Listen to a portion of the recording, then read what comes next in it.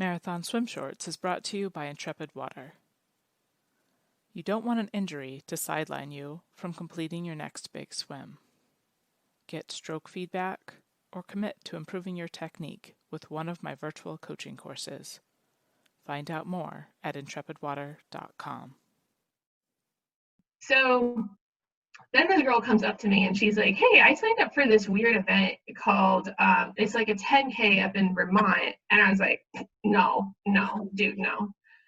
So I told her, like, oh, hell no. I'm not swimming in some lake up in Vermont for 10K. That's too far. I don't swim that much.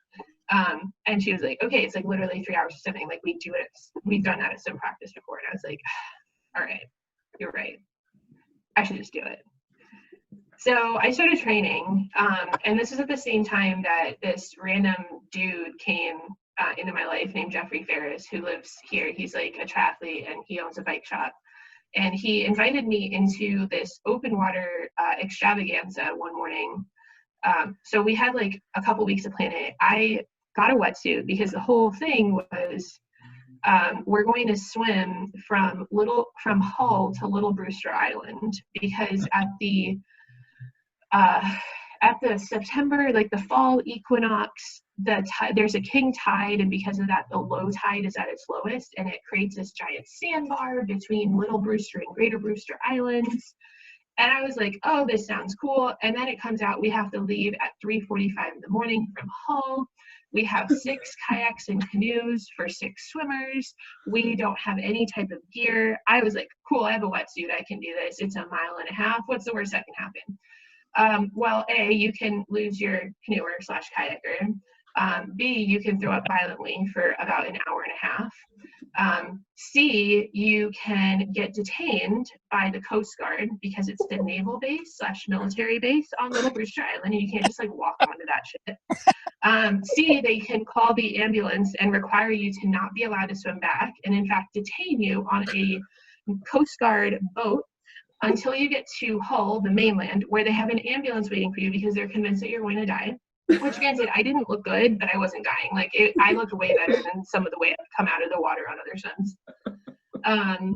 Yeah, so I was like, fuck this. Like, this is my first open water swimming experience, and it's been a shit show. Great story now. Like, I walked onto a naval base and got detained in a wetsuit. And the best part about it, I'll never swim in a wetsuit again, even though I own one. The wetsuit was so poorly fitting to me, even though it's literally the same one that I bought, because they don't make stuff my size, especially like not for super tall, beefy women like me.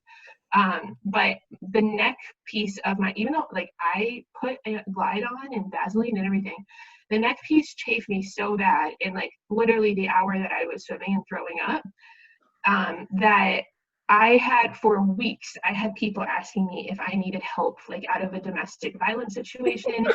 I had people asking me like if I needed like preservation help because they thought I had tried to hang myself with a rope. Like I had all the way around, and then I was pulling scabs that were like pulling like necklaces around my neck. Like that's how bad, like it was like open blisters chafing from literally like a mile and a half of rough water. That's it. I'm like never wearing a wetsuit again. I don't care why or who or why. Like no. Want to hear the full story?